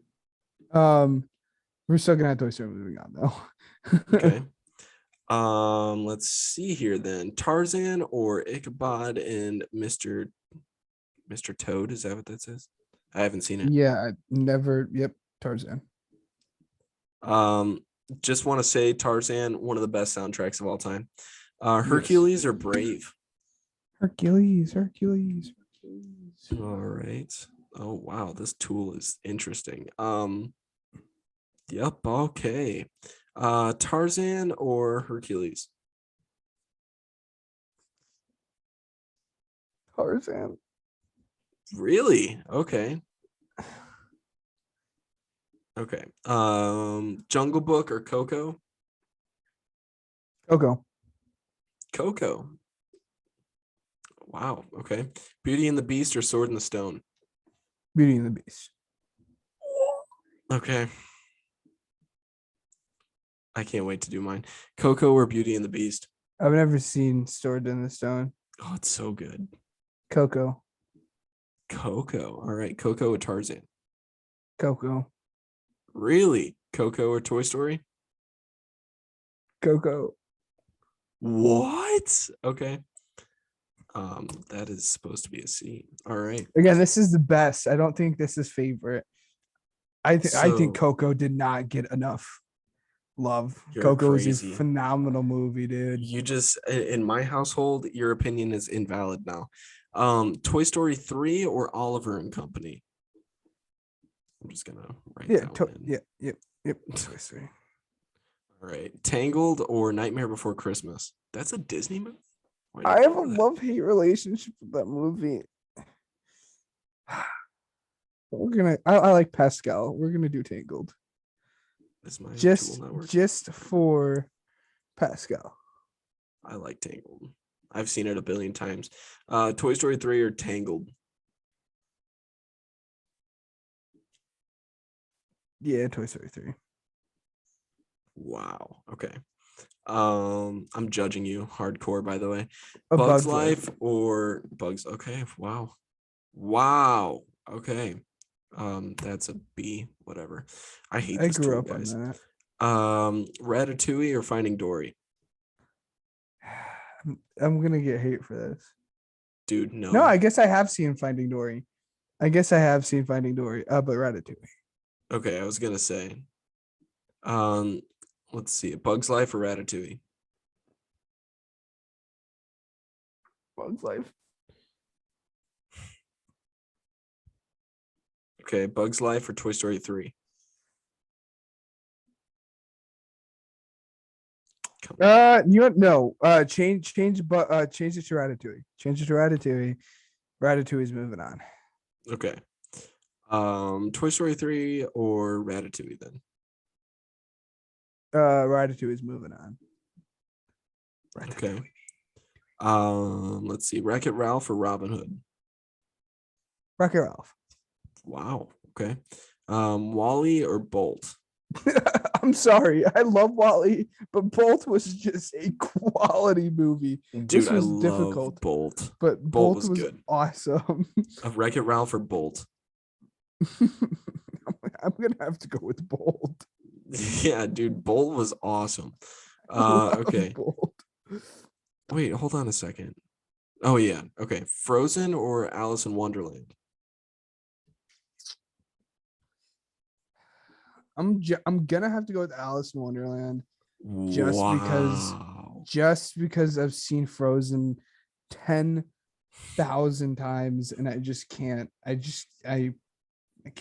can't. Aladdin or Hunchback of Notre Dame? This is Hunchback of Notre Dame at 15. Dude, it's terrible. But I like Aladdin. Okay, I was gonna say, I don't know if I could be friends with you if you eliminate Aladdin.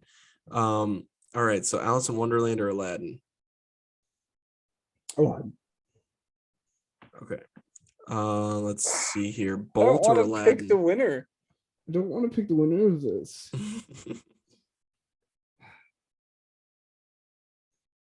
As much as I love Bolt, it's gonna have to be Aladdin. Yeah. All right. I'm trying not to spoil my bracket too much. So Ratatouille or Aladdin then? Shoot. I like the genie. He's such a likable character. It'll be Aladdin. All right. Aladdin or Toy Story, I think is who. No, it wasn't Toy Story. No, it was it was Coco. Yeah, Coco. Aladdin. Man, come Aladdin. on. Aladdin. Okay. I was gonna say Coco. Really, was it really that good? It was really that good. Okay. So for the next one, the next region, this is a big bracket, guys. So The Incredibles or Cars 3? Cars 3 the international one, or was that? Yeah, that was the international one. It was Car 2's international. I think Cars 3. Or was Cars 3 the new one? I think. Hold on a minute. Because I think Car 3 is the new one, and Cars 2 is when he's like the international spy. Oh my god. Hold on just a second. Because that's very important. Yeah, Cars 3 was the new one. Yeah, Cars 3 is the new one. I haven't seen the new one. I'll be honest. Neither have I. For that reason, we're gonna do The Incredibles. I'm gonna put the little dotted I just to kind of emphasize that it's The Incredibles. Yeah. All right. Peter Pan or Princess and the Frog? Princess and the Frog just did so much for the Disney universe. Mm-hmm. Princess and the Frog. I like Princess and the Frog. I'll be honest. It's pretty good. Mulan or Cars? Why is there more Cars. than one Cars? That's my thing. Cars. They put Mulan it at was 12. a good movie. Cars was my childhood. Anyway, this tool is just ridiculous. Okay, Inside Out or Bambi?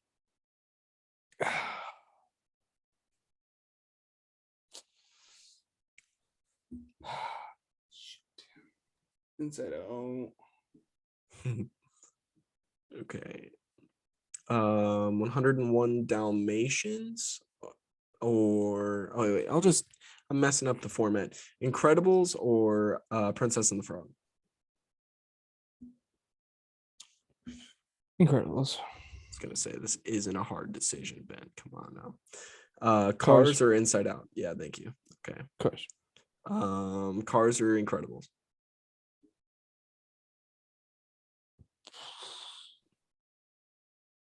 Come on. You probably think this is a poll away. It's Cars. Cars. I don't know what you would have picked there, but Cars. We'll get there. 101 Dalmatians or the Aristocats? I've never seen the Aristocats. So 101 Dalmatians. Okay. The 10 Dalmatians. Yeah. Toy Story 2 or The Rescuers? Yeah, Toy Story 2. Okay. Putting it 2. Let's see. Pinocchio or Pocahontas? Pocahontas. Why is this all weird? Wait, hold on. Toy Story 2. Okay. Oh, okay, cool. You said Pocahontas? Yes. What is that? Okay, anyway. Up or Atlantis? I've never seen Atlantis. Yeah, I haven't either. So we're gonna go with the saddest Disney movie of all time. Up or Pocahontas? Up. Up or No, Cars? that goes. Oh wait. Yep. No, you're right. No, it's right here. Yeah. Nope, that goes in the lower one, and then it's 101 versus Yeah. Toy Story 2. Yep. Okay. So yeah. 101 or Toy Story 2. Which one Toy Story 2 was? Toy Story 2 was the one with Jesse. Yeah.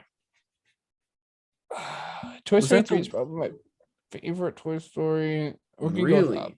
We can go with this 101 Dalmatians, so Toy Story 2. Yeah. Okay. Up or Toy Story 2? Up.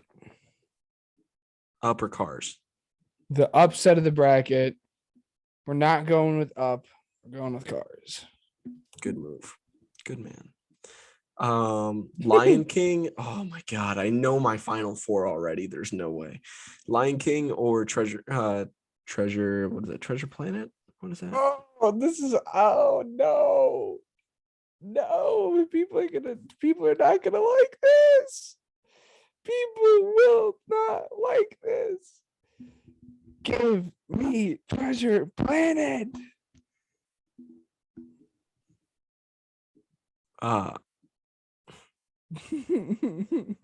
Okay. Snow White or Fantasia? I gotta get this Treasure podcast Planet- over because I don't want to do this one anymore.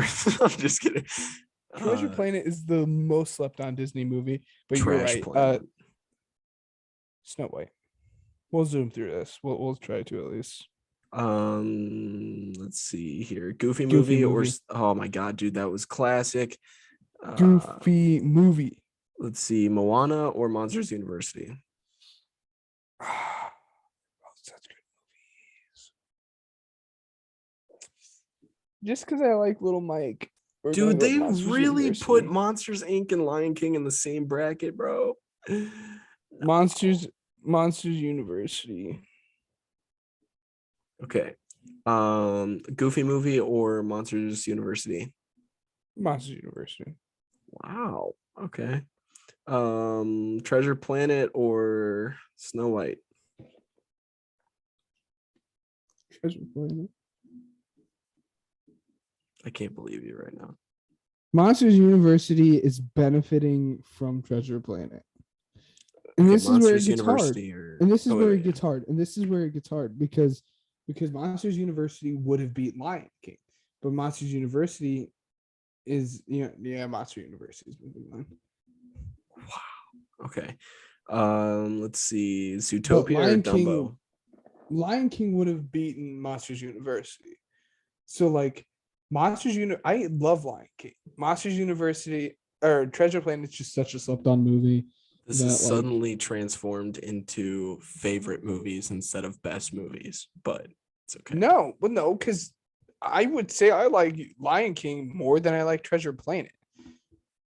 You're insane. But for the reason that nobody people don't like Treasure Planet for is? the reason, and that's the reason exactly. Treasure Planet is such a good movie, but it's so slept on, and you got to calculate that into it.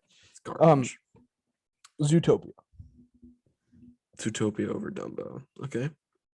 Monsters Inc. or James and the Giant Peach? I didn't realize James and Giant Peach was a. I didn't either. I thought it was like Pixar or something. Or no, it is Pixar, but like what is it? Yeah, I didn't know. Monsters Inc. though. Okay. Little Mermaid or Fox and the Hound? That is a tough matchup.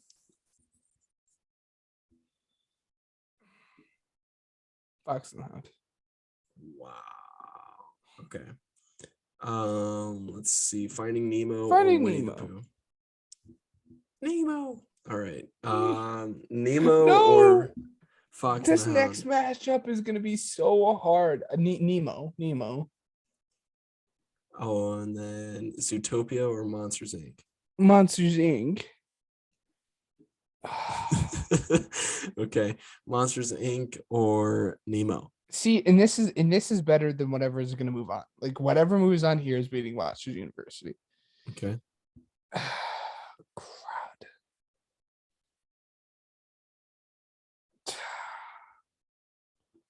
Never would I have thought these two were going to be pinned against each other. They should not have been in the same bracket. Split decision for the sake of time. We are going to have to say Nemo. Okay. And then Nemo moves on to go up against Cars. Nemo. All right. And then Nemo or Aladdin? For the winner, Nemo is Ben's winner. All right. Never would have guessed. Not at all who I would have picked to win. Best Disney movie. All right. Now it's time. Not favorite, by the way. Oh man. Okay. Jeez, that bracket took forever. Yeah, that was a long time. I'm gonna see. Copy. Cool. All right, now it's my turn. Okay. So we're gonna go ahead and get started. Sorry about the hold up, guys. This is still a lot of fun. I'm not even gonna write in my stuff. I keep on saying no football in this segment, but semi-breaking news. This isn't crazy or anything. But the Panthers have interest in Gardner Minshew. Ooh, I like that. All right. So, okay. I'm gonna try out the. Okay, no, you're right. Let's see, tools. Is there a typing tool, maybe? Is there? I don't know. Wait, how do I go up to it? I don't know. Yes, there is. Okay. Wow. You just got to add text boxes. Toy Story or Good Dinosaur? Toy Story. Wow, I zoomed in a little too much there. Let's see, Lilo and Stitch or Emperor's New Groove. Lilo. Lilo. Oh man, I can't add the thing. Let me see how I add this. There we go. All right, so that's gonna be annoying. Toy Story or Lilo, I would say.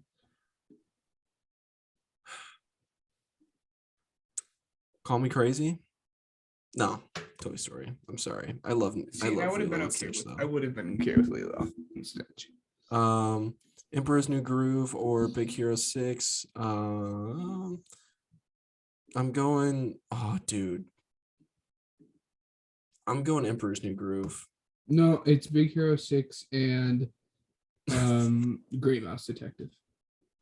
Oh wait, yeah. No, wait. Yeah, you're right. You're right. Yeah, so Big Hero 6. And then Cinderella or DuckTales, I'd say Cinderella. Between Big Hero 6 and Cinderella, I'd say Cinderella. And then Toy Story or Cinderella. Toy Story. Yes. I mean, it's just how it is. Tarzan, I'm not even gonna bother with the other title just because Tarzan's Tarzan. I'm surprised Brother Bear isn't on this list, by the way, because Brother Bear It should absolutely be. Let's see. Hercules or Brave? Hercules. I like Hercules. Okay, so between Jungle Book and Coco, I'm going Jungle Book. Beauty and the Beast or Sword in the Stone? Sword in the Stone. Jungle Book or Sword in the Stone? Jungle Book. I'm not a fan of Jungle Book. A lot of people will hate me for that, but I know it's I done just hadn't seen numbers. Sword in the Stone. In terms of best movie, Jungle Book. Let's see. Between Tarzan and Hercules, that's a tough one. Yeah, it's a toughie. Personally, I like Hercules, so I'm going Hercules here. And then between Jungle Book and Hercules, this is my bracket, and Holy cow! I'm going Hercules. What are you saying holy cow about? The amount of text boxes I just added? Yes. I'm stocking up. Okay, Hercules and Toy Story. I'm going Toy Story. Yes. Bracket. All right. Between Toy Story 3 and Oliver and Company, I'll pick Toy Story 3, but I'm gonna tell you right now, it's not gonna last very long because I don't like how they added sequels. Tangled and Nightmare Before Christmas. I'm gonna say Tangled. Tangled's gonna beat Toy Story 3. Let's see, A Bug's Life or Lady and the Tramp. Lady and the Tramp. Just because best movie, think of how it did and everything. That, and I don't really like A Bug's Life that much. Bold take, whatever. Where are all my text boxes appearing? Why are they appearing at the bottom of the screen? See all this? What's going on? All right, so Ratatouille and Finding Dory. Ratatouille. Wreck-It Ralph or Robin Hood. I'm going Wreck-It Ralph. Wally or Bolt. This is tough. This was tough. Let me come back to that one. Frozen or Alice in Wonderland. I'm going Frozen. And then Aladdin or Hunchback of Notre Dame. Aladdin. I'll tell you right now, it doesn't matter who wins the rest of the matchups because I mean, seriously speaking, yeah, no, it just doesn't matter. Let's see here. All right. Okay, like I said before, though, it seriously doesn't even matter who wins. I don't know why it's not letting me insert any more text boxes. That's not nice. So we're just gonna draw it up. I'm going Aladdin. When it comes down to Frozen or Aladdin, just because there are a lot of Frozen kids that I don't like. Wreck-It Ralph or I didn't pick that one. I didn't pick between Wally or Bolt. If we're going off of best movie, I'm saying Wally because of the realism and everything. But Bolt was awesome for me. I loved Bolt. So between Wreck-It Ralph and Wally, I'll go Wally. Between Wally and Aladdin, it's not even close. Aladdin. Lady in the Trap, Lady in the Trap, Lady in the Tramp, and then Ratatouille. I'm going Ratatouille. And then let's see, Ratatouille or Tangled. I'll go Tangled. That movie was awesome. I've seen it a billion times because of my sisters. Give me Aladdin and Toy Story in the final. Yes, and then, dude. Oh wow, you didn't dude. even have Coco winning the first round. No, Coco sucked, dude. Yeah. Anyway, give me between Aladdin and Toy Story, man. Bro, I'll do my finals later. We got another side of the bracket to take care of. Let's see. The Incredibles or Cars 3. Like I said before, haven't seen Cars 3, so I mean, I guess it's not fair to it, but Incredibles, I mean, it's tough because it's a 1 seed. Peter Pan or Princess and the Frog. Princess and the Frog. Let's see. Mulan or Cars. Cars. Inside Out or Bambi. I mean, sorry, Bambi, but you're getting shot out of this one. Inside Out. Let's see. Between Incredibles or Princess and the Frog, I'd say Incredibles. Cars is going up against Incredibles, and then I'll take Cars. Tough. Yeah. Incredibles and Cars is a tough decision. I don't find Inside Out and Cars being a tough decision though. 101 Dalmatians and the Aristocats, I'd say 101 or it's 10, hold up. Oh, you're right. Never mind. Yeah. Toy Story and the Rescuers. Toy Story 2. Yeah, and then let's see, Pinocchio or Pocahontas. Pocahontas. Why is it doing that? And then Up or Atlantis, I'd say Up. This is tough for me. I mean, I guess I'll go 101 Dalmatians for movie performance. But between Pocahontas and Up, I mean, I don't know. I mean, what? It's Pinocchio. It's Pinocchio versus Pocahontas and Up versus Atlantis. Oh, okay. Never mind. You're right. Yeah. Yep. I had Pocahontas. Yeah. Yeah. You're good. So for Pocahontas and Up, though, in the second round, it's tough for me because I really liked Up, and I know how many people like Pocahontas, but I'm gonna go Up just because it poked at everybody's heartstrings. You know what I mean? And then for this one, I'm going Up in Cars for the final here, and then I'll take Cars here. And I don't think we talk enough about how much of an asshole Dalmatians are. I just don't think we talk about it enough. Whatever, man. Lion King's winning this, and it's not even close. I mean, come on. Lion King's just gonna run through the whole bracket. Yeah. No. We'll see. Snow White or Fantasia. Snow White. I've heard nothing but good things about Fantasia, but I haven't seen it. Goofy Movie is winning against Sleeping Beauty. I don't care if it. I like Goofy Movie. Moana is going to win against Monsters University because Monsters Inc. is here. Zootopia and Dumbo. Zootopia. See, that's not how you can't do it like that. It's just movie versus movie. Okay, I'll tell you this. Moana performed better than Monsters University, and I liked Moana more than I did Monsters University. Just because I feel like they should have made Monsters University before they made Monsters Inc. I don't know. Monsters Inc. is winning against James and the Giant Peach. Really? Oh, shocker. Little Mermaid, Fox and the Hound.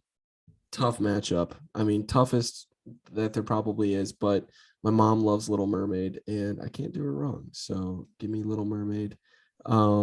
Finding Nemo and Winnie the Pooh. I know how crucial Winnie the Pooh was to Disney, but I'm not about to do that right now. Finding Nemo. Let's see. Okay. And then Little Mermaid or Finding Nemo.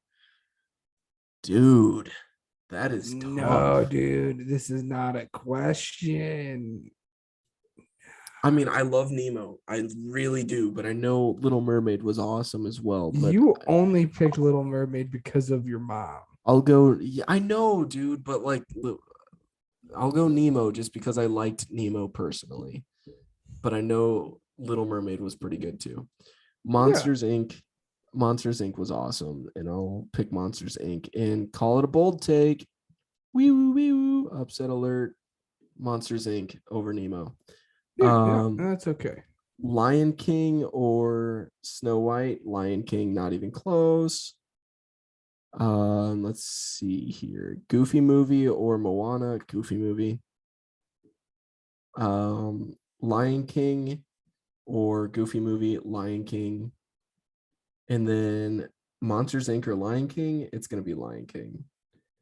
And I'll tell you this: this is the toughest Final Four I've ever had to deal with sports, with anything. This is tough.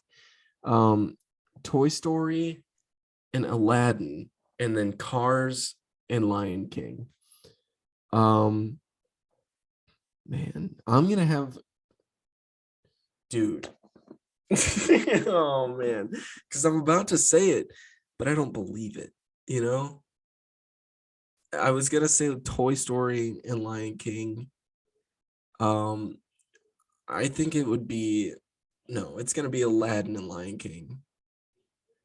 And I love Lion King, dude, but I also loved Cars. And my dad's gonna be like, dude, you made me sit through Cars for that much, and you're not even gonna pick it. Like, no, Lion King was awesome. It was a masterpiece. But Aladdin was too. And yeah, no. Rest in peace, Robin Williams. Lion King, or not Lion King. Aladdin is gonna win. No way, Aladdin dude. all the way. That's gonna be my winner. All right. Well, we gotta ask the viewers. We gotta put a poll out. And see what everybody thinks about Nemo versus Aladdin. Dude, that's tough, and I don't care who you are. That is tough. That is hard. Nemo Yeah. versus Aladdin, but I'd take Aladdin through and through. But we will put a poll there, ladies and gentlemen. Thank you for listening. We will have Suryat on this at some point, I promise. But if you guys have made it this far, we want to say thank you. We also want to say thank you to Anchor.fm for helping us put this out. We got further, free agency coverage and draft coverage and stuff like that throughout the off season. But for now, we are signing off for week 10 and we have a mock draft. So go and listen to the mock draft. But until then, subscribe to our YouTube or our podcast and, leave a like on it or leave a review, leave some comments and vote in the polls. We appreciate any kind of interaction from everybody. So yeah, without further ado, that's the Pigskin Project for week 10 of our show. So or episode 10, I should say. 10 weeks of this stuff, Ben. Can you believe it? That is crazy. It is insane. But anyway, it's been a blast. And until next week, we'll see you guys later. So this is Ryan Matthews and Ben Hansen signing off for the Pigskin Project.